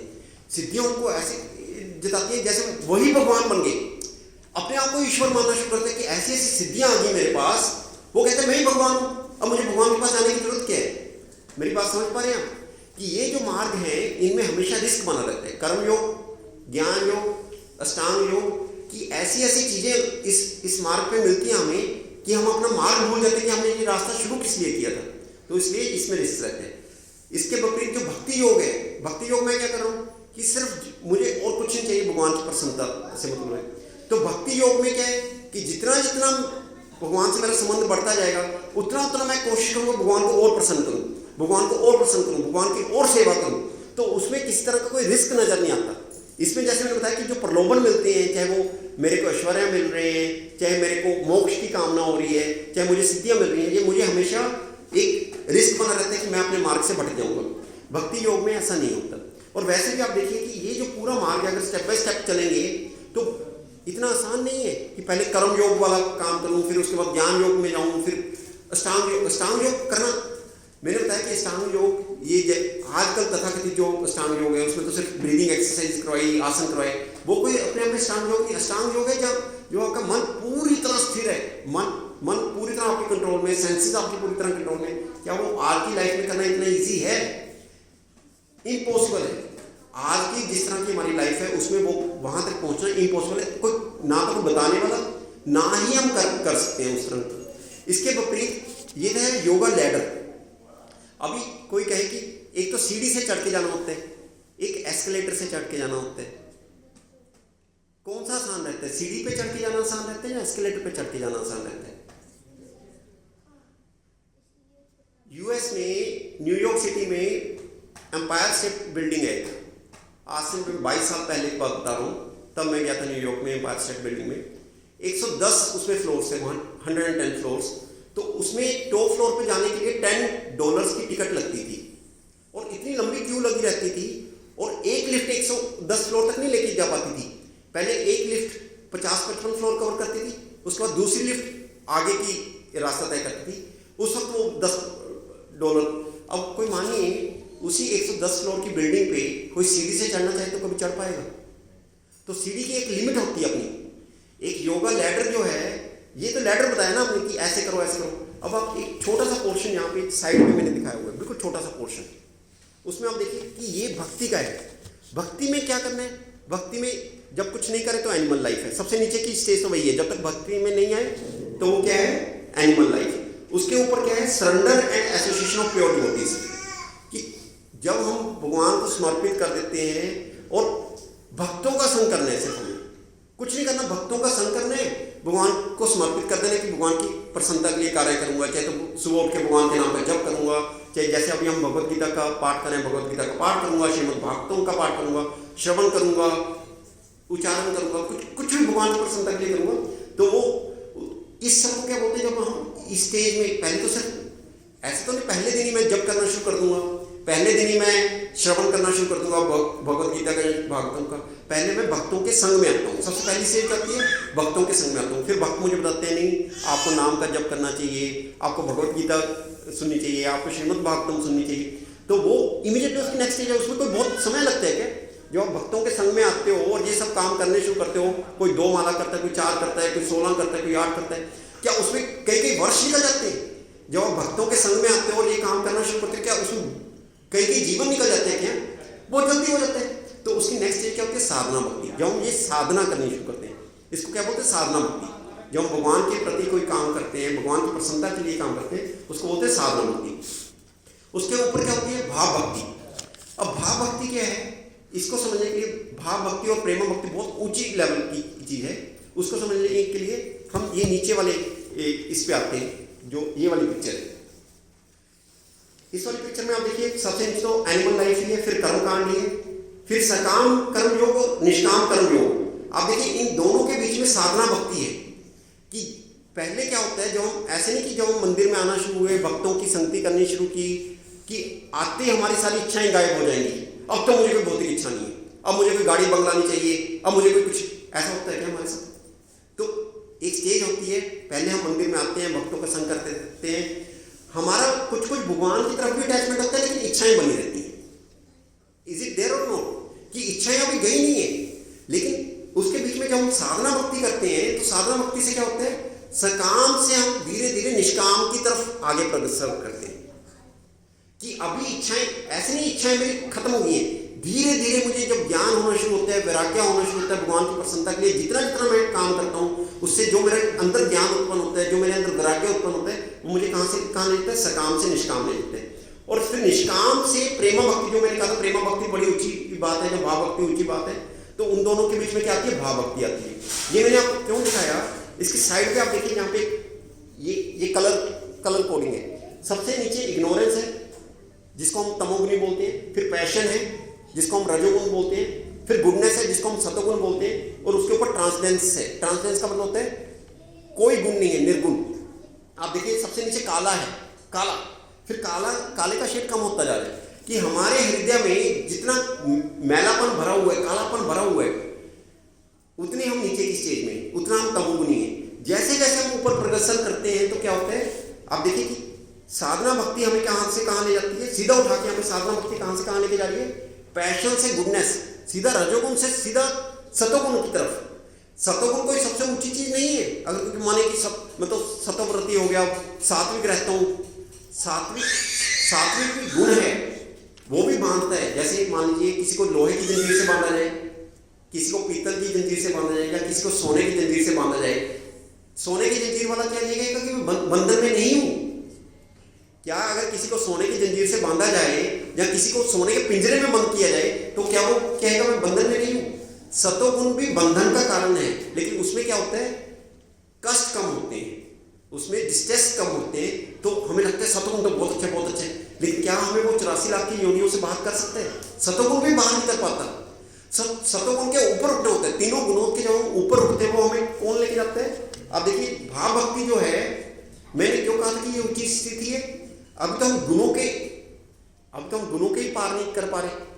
या तो मैं तमोगुण में रहता हूँ, या रजोगुण में रहता हूँ, या सतोगुण में रहता हूँ। जब सतोगुण के ऊपर बात करता हूँ तब भाव भक्ति की बात होती है, तब एक्चुअल जो भक्ति हमारी शुरू होती है। जो अभी तो हम भक्ति की एक तरह से प्रैक्टिस करें, जो हम जप माला करते हैं या श्रवण करते हैं, भगवत गीता का श्रवण करते हैं, ये प्रैक्टिस है हमारी, ये अप्रेंटिसशिप है, ये भक्ति हो ही नहीं रही हमारी। भक्ति कब होती है? जब हम गुणों से ऊपर उड़ जाते हैं, तब भगवान से हमारा संबंध पता लगता है कि मैं भगवान से मेरा संबंध क्या है। भगवान से मैं मित्र के संबंध में हूँ, भगवान से मैं सखा के संबंध में हूँ, भगवान से मैं वात्सल्य के संबंध में हूँ। उस संबंध के प्रति जब मेरा गाढ़ उत्पन्न होता है, जब उस तरह मैं सेवा करने लगता हूँ कि मैं भगवान का बेटा हूँ या भगवान का अंकल हूँ, तो वो होती है भाव भक्ति। कि किस भाव में भक्ति की जाती है, उससे फिर जो प्रेम उत्पन्न होता है भगवान के प्रति, वो प्रेम ऐसा होता है कि प्रेम बढ़ता ही बढ़ता चला जाता है, समुद्र की तरह बढ़ता चला जाता है। लेकिन वो स्थिति की मैं क्यों डिटेल में बात कर रहा कि अभी हम उस लेवल पे नहीं है। वो स्थिति कब आती है? जब सतोगुण के भी ऊपर उठ जाते हैं। लेकिन अभी अगर मैं वापस उस एस्केलेटर पे आऊँ, एस्केलेटर क्या कह रही है कि पहले कुछ नहीं करना, ये कोई कर्म योग, ज्ञान योग, अष्टांग योग। क्योंकि जब हम भक्ति करते हैं, भक्तों के संग में आते हैं, सबसे पहले हम क्या करना शुरू करते हैं? साधना भक्ति करनी शुरू करते हैं। साधना भक्ति जैसे ही करनी शुरू करते हैं तो ज्ञान और वैराग्य अपने आप उत्पन्न हो जाते हैं। उसके लिए हमें कोई ये नहीं कि मुझे सोचना पड़ता है कि मुझे परिवार में इतनी शक्ति नहीं होनी चाहिए, मुझे अपने बिजनेस में इतनी शक्ति नहीं होनी चाहिए, मुझे अपनी जॉब में इतनी शक्ति नहीं होनी चाहिए। जैसे जैसे मैं साधना भक्ति ध्यान पूर्वक करता हूँ तो ज्ञान और वैराग्य अपने आप उत्पन्न होते हैं। और जितना जितना उसमें मेरी मैच्योरिटी होती जाती है, उतना उतना मैं क्या हो रहा हूँ, अब तमोगुण से रजोगुण, रजोगुण से सतोगुण, और जब उसमें और मैच्योरिटी आ जाती है, वो सतोगुण से एकदम उठा के तीनों गुणों के पार निर्गुण अवस्था में डाल देते हैं। वहां से फिर क्या हो जाती है? भाव भक्ति शुरू हो जाती है। तब हमें अपना एक्चुअल संबंध जो हम भूले बैठे हैं, अभी मुझे भी नहीं पता कि मेरा संबंध भगवान से क्या है, मेरा एक्चुअल संबंध भगवान से क्या है। जब जिस दिन मुझे वो संबंध समझ में आता है, मैं तीनों गुणों के ऊपर रह के तीनों गुणों के पार होकर जब मैं भगवान की सेवा करता हूँ, भगवान की प्रसन्नता के लिए जो कार्य करता हूँ, उसको भाव भक्ति बोलते हैं, जो कि मुझे प्रेम भक्ति उत्पन्न कर दे। अब मैं आपको वापस वो एम्पायर स्टेट बिल्डिंग वाली एग्जाम्पल देता हूँ। ये जो पहले वाली मैंने आपको डायग्राम दिखाई थी ना, योगा लैडर वाली, जो योगा सीढ़ी वाली एग्जाम्पल रही थी। पहली बात तो योगा जो सीढ़ी से चढ़ के जाना बहुत कष्टदायक होता है और बहुत टाइम लेने वाला होता है एज कम्पेयर टू एस्केलेटर। और दूसरी बात, उसकी एक क्षमता होती है, सीढ़ी की एक क्षमता होती है कि आप सीढ़ी से 5 फ्लोर चढ़ जाओगे, 10 चढ़ जाओगे, 15 चढ़ जाओगे, 20 चढ़ जाओगे, एक उसकी लिमिट है। एक लिमिट के बाद तो सीढ़ियाँ बनाई नहीं जाती। मुझे नहीं लगता एम्पायर स्टेट बिल्डिंग में उन्होंने स्टेयरकेस बनाई भी होगी 110 फ्लोर तक की। Are you getting me? लेकिन एस्केलेटर वाले मतलब सीढ़ी का जो डेस्टिनेशन है, जो योगा लैडर का डेस्टिनेशन है, वो उसकी एक लिमिट है कि यहाँ तक कि आप सीढ़ी के साथ जा सकते हो। एस्केलेटर में कोई ऐसी लिमिट किसी ने सुनी? तो इसीलिए मैंने लास्ट वाले को क्या नाम दिया, एक्सप्रेस एलिवेटर फॉर भक्ति। उसमें ऐसा नहीं कि आप 110 मंजिल तक ही जा सकते हो, 50 मंजिल तक ही जा सकते हो, उसमें कोई लिमिट नहीं है। एस्केलेटर की कोई लिमिट नहीं है और इतनी फास्ट जाते हो आप एक्सप्रेस वे की तरफ। जैसे मुंबई एक्सप्रेस वे पे अभी आप ट्रैवल करते हो, मान लीजिए, पहले भी हम जाते थे, पहले गाड़ी चलती थी 30-40 की स्पीड पे पहुंच जाते थे, धीरे धीरे धीरे धीरे धीरे। एक्सप्रेस वे पे क्या हो रहा है, आपकी गाड़ी 100, 110, 120 तक जाती है, आपको पता नहीं लगता आपके 200 किलोमीटर कब कट गए, 300 किलोमीटर कब कट गए। 2 घंटे में आपको लगता है अरे 200 किलोमीटर कट गया। पहले 200 किलोमीटर जाने के लिए आपको 5-6 घंटे लग जाते थे। तो एक्सप्रेस वे, श्री गौर ने कहा, भगवान की जय। तो हम भक्तों के लिए भगवान ने क्या मान दिया, भक्ति योग, जो कि क्या है, योग सीढ़ी नहीं है, एक्सप्रेस एलिवेटर है भक्तों के लिए। क्योंकि कुछ करने नहीं है, कोई कष्ट नहीं भोगना। योगियों को क्या करना पड़ता है, अपने मन को संयम करना पड़ता है, मुझे ये नहीं खाना, मुझे ये नहीं करना, मुझे ये नहीं करना। यहाँ भक्तों को आज तक किसने कहा कि मतलब मांसाहार वगैरह चीज़ों को अगर हम छोड़ दें कि आपको रसगुल्ला नहीं खाना, आपको गुलाब जामुन नहीं खाना, आपको केक नहीं खाना, आज तक किसी ने रोका आपको किसी चीज़ के लिए कि ये नहीं खाना, प्याज लहसुन नहीं खाना, मांस नहीं खाना, वो ठीक है। लेकिन हम तो कहते हैं कि अच्छे अच्छे भोग बनाओ, भगवान को भोग लगाओ, जो मर्जी खाओ।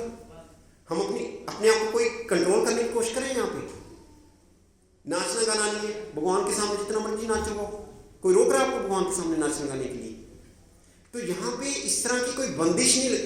इसलिए ये क्या है, सुलभ जो भक्ति का मार्ग है बहुत ही आसान है। कोई इसके लिए बहुत अपने आप को घोर तपस्या, जैसे अभी आपने प्रयागराज में आजकल न्यूज में बहुत सुना होगा, नागा साधु उसके बारे में बहुत सुना होगा। कितनी घोर तपस्या करते हैं वो लोग मोक्ष प्राप्त करने के लिए, भगवान को प्राप्त करने के लिए नहीं। मोक्ष क्या है कि भगवान की कांति में जाके प्रवेश करना से, उसको प्राप्त करने के लिए ही वो कितनी तपस्या करते हैं। आपको अंदाजा है उस चीज का? शीर पे कोई कपड़ा तक धारण नहीं करते। कब धारण नहीं करते? जब जैसे बद्रीनाथ जी हैं, बद्रीनाथ जी अगर आप जाओ, बद्रीनाथ जी दीपावली के बाद वहां पे इतनी बर्फ पड़ती है, कई बार 15-15, 20-20 फीट बर्फ हो जाती है। इसलिए बद्रीनाथ जी का मंदिर जो कपाट होते हैं वो बंद कर दिए जाते हैं। दीपावली वाले दिन वो कपाट बंद किए जाते हैं, उनको नीचे जोशीमठ लेके आया जाता है कि ऊपर कोई रह ही नहीं पाता, सारे के सारे लोग नीचे आ जाते हैं। बद्रीनाथ जी से सारे लोग नीचे आ जाते हैं। और ये जो नागा साधु होते हैं ये नीचे नहीं आते, ये वही गुफाओं में जहाँ 15-15, 20-20 फुट आइस जमी हुई है, स्नो जमी हुई है, जहाँ पे टेम्परेचर -35, -40 तक भी पहुंचा होता है, वहां पे ये ऐसे रह जाते हैं बिना किसी वस्त्र के। तपस्या है इनकी, यही तो तपस्या इनकी। तो कितनी घोर तपस्या करनी पड़ रही है उनको, क्या प्राप्त करने के लिए? मोक्ष प्राप्त करने के लिए, भगवान की प्राप्ति के लिए नहीं। तो कितना कष्टदायक मार्ग है। और हमें क्या करना है? हमें कुछ करने नहीं है। महाप्रभु ने हमें इतना आसान मार्ग दे दिया है, कलयुग में इतना आसान मार्ग दे दिया है कि जिसकी चेष्टा देवता लोग भी तरसते हैं कि इस कलयुग में हमारा जन्म भारत भूमि में क्यों नहीं हो गया। क्योंकि इस कलयुग में हमारे पे इतनी अनुकंपा की है भगवान ने, इतनी अनुकंपा की। करना क्या है? हरे कृष्ण कृष्ण कृष्ण हरे हरे, हरे राम राम राम हरे हरे, हरे कृष्ण कृष्ण कृष्ण हरे हरे, हरे राम राम राम। क्या लग रहा है इसमें? बहुत बड़ा कोई पहाड़ तोड़ रहा हूं मैं, जाके -25 डिग्री टेम्परेचर में बिना कपड़ों के रह रहा हूं। क्या लग क्या रहा है मेरा, और उसके बदले में मिल क्या रहा है? आप देखिए, एक तरफ एफर्ट और एक तरफ उसका रिजल्ट। इतनी घोर तपस्या करके उसमें भी उनको कोई गारंटी नहीं होती कि हमें मोक्ष मिल जाए, लेकिन क्लियर होता है कि हमें प्राप्त क्या करना है, मोक्ष प्राप्त करना है। एफर्ट आप देख पा रहे हो कि कितनी एफर्ट करें, और हम क्या करें, हरे कृष्णा कृष्ण कृष्ण हरे हरे, हरे राम राम राम हरे। हमारा रिजल्ट क्या है? प्रेम धन, प्रेमा भक्ति, भगवान की लीलाओं में प्रवेश करवा रहे हैं महाप्रभु। रिजल्ट में कोई छोटा मोटा डिफरेंस नहीं है, वहां भगवान की ज्योति मैक्सिमम आपको मिल रही है, और जहां भगवान का संग, भगवान की बाल लीलाओं में हमें कितना आनंद आता है जब भगवान की बाल लीलाएं सुनते हैं। भागवत में यहाँ आपने कृष्णा वगैरह सीरियल में भी देखा होगा, महाभारत में भी देखा, तो उस आनंदमय लीलाओं में डायरेक्ट प्रवेश करना और एक भगवान की ज्योति में पड़े रहना, दोनों में कोई डिफरेंस नहीं है। Result is massively different. Effort में भी मैसिव डिफरेंस है कि एफर्ट वहां पे आप करते रहो, घोर तपस्या जाके करो। घोर तपस्या कौन कर सकते हैं? परिवार को छोड़ के जाओ, सब कुछ छोड़। यहाँ आपको परिवार छोड़ने के लिए कौन बोल रहे हैं? किसी ने बोला आपको आज तक कि परिवार छोड़ो फिर करो हरे कृष्णा? आज तक किसी ने बोला?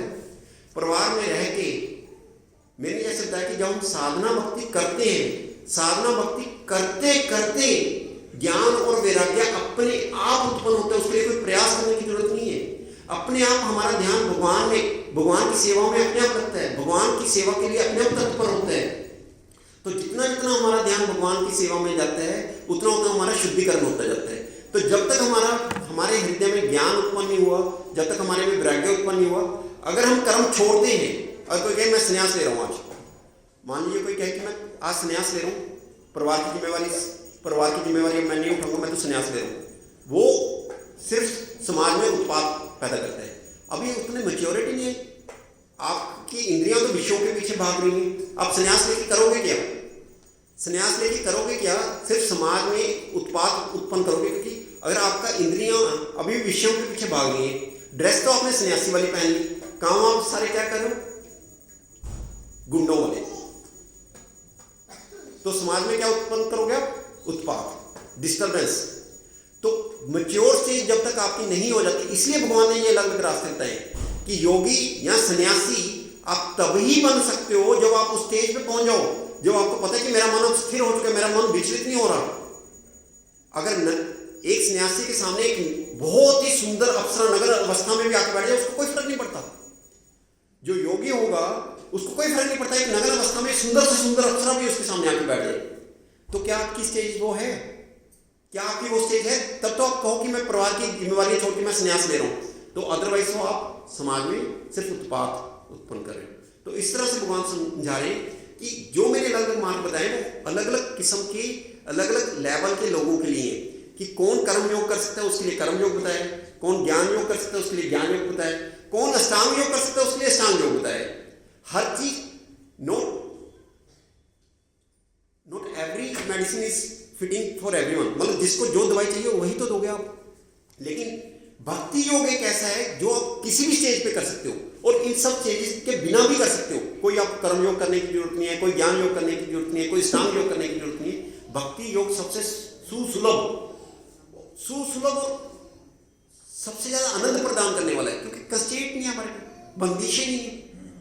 करना कैसे? भगवान हमें सिर्फ अपनी मनोस्थिति चेंज करने की, जो भी कार्य मैं कर रहा हूँ, जैसे मैं आपको बताया कि बिजनेस कर रहा हूँ, जॉब कर रहा हूँ, ये मान के नहीं कि मैं अपने लिए कर रहा हूँ, अपने परिवार के लिए नहीं, भगवान की प्रसन्नता के लिए कर रहा हूँ। जो उससे मिलेगा वो भी भगवान की प्रसन्नता के लिए, कि भगवान ने मुझे एक जिम्मेवारी दी है, परिवार की जिम्मेवारी दी है, उसको पूरा करने के लिए करूँ। तो इन्हीं कुछ शब्दों के साथ मैं अपनी वाणी को यहाँ पे विराम देते हैं। कोई किसी का संशय है, कोई क्वेश्चन है, और कोई मेरी बात समझ में नहीं है या मेरे से कुछ त्रुटि होगी तो आप प्लीज करेक्ट कर सकते हैं। हरे कृष्ण, हरे कृष्ण।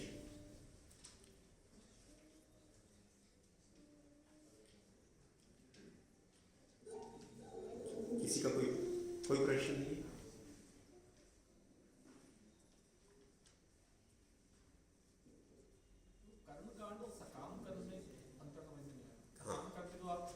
कर्मकांड होता है कि जब हम अपने सकाम का, मैं आपको प्रैक्टिकल समझाता हूँ। जब हम मंदिर में आना शुरू करते हैं, मंदिर में आना शुरू किए हैं, तब हम मंदिर में क्यों आते हैं? कि मेरे मन में कुछ ना कुछ रहता है कि मैं या तो डिस्ट्रेसफुल हो सकता हूँ, मैं किसी चीज़ से परेशान हूँ, किसी अपने दुखों से परेशान हूँ, या मुझे कोई धन की चेष्ट है, या मान लीजिए मुझे भगवान के बारे में जानना है।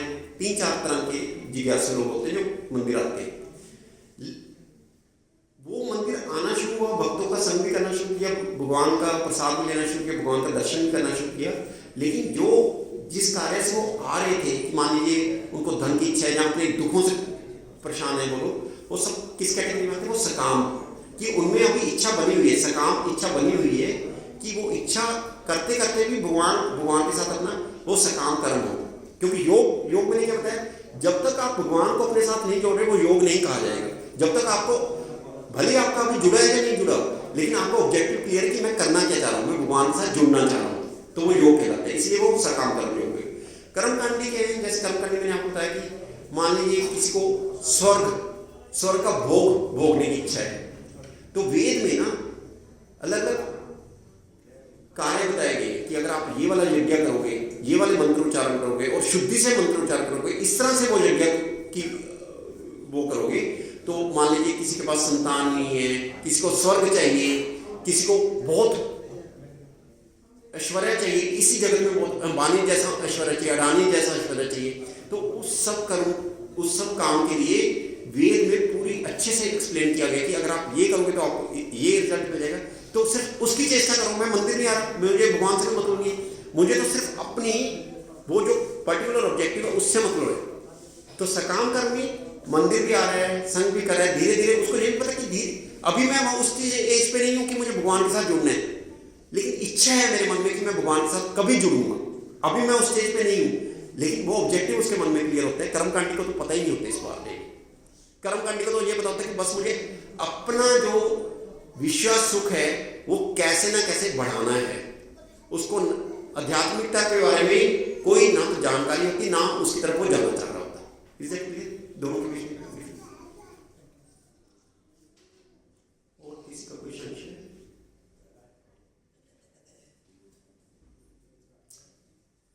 तो ठीक है, अपनी वाणी को यहीं पे विराम देते हैं। जब गुरु श्रील प्रभुपाद जी की जय, ग्रंथ श्रीमद् भगवद गीता की जय। Hare Krishna. Thank you so much. तो एक प्रश्न तो मैं पूछ लेता हूँ आपसे, आप भी पूछ लेते हो। तो जैसे मैंने कहा था कि भगवान कहते हैं कि कर्म तो करो लेकिन फल की इच्छा मत करो।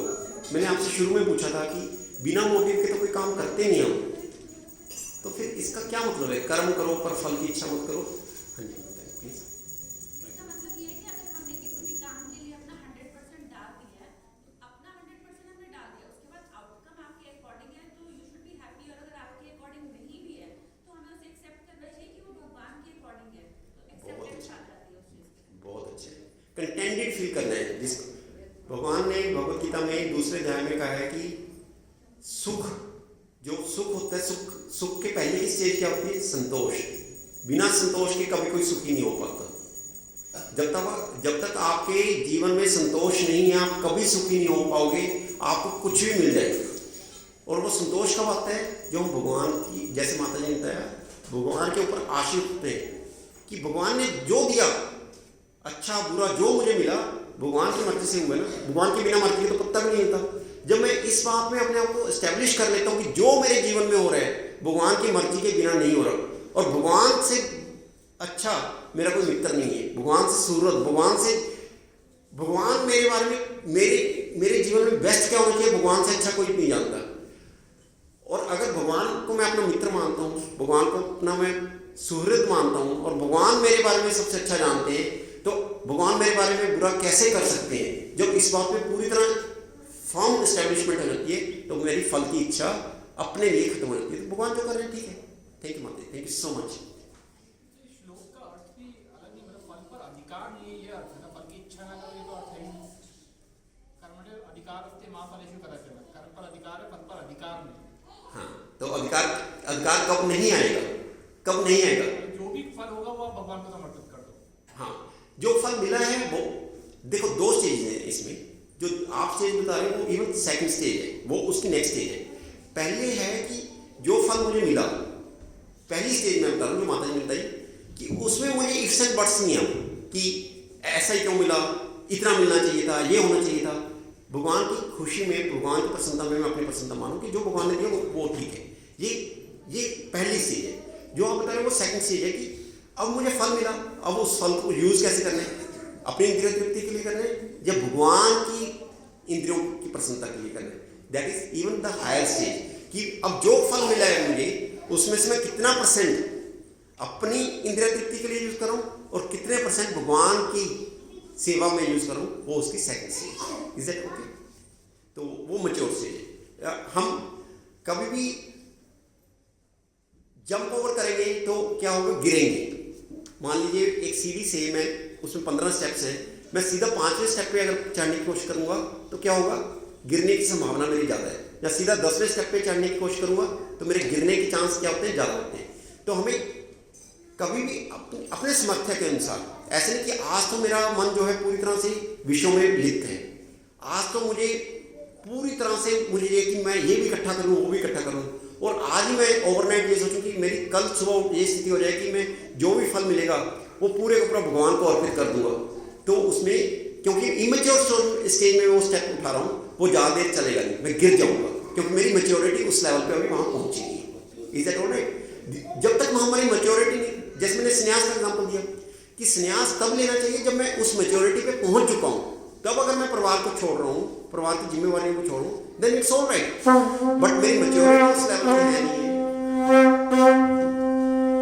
मेरी मैच्योरिटी उस लेवल की है नहीं है और मैं अपनी परिवार की जिम्मेवारियों को छोड़ रहा हूँ, तो उससे बड़ा पाप कर्म कोई नहीं है। Is that okay? तो जो भी काम करना है अपनी मैच्योरिटी को ध्यान में रख के करना है, अपनी प्रगति को ध्यान में रख के करना है। Is that okay?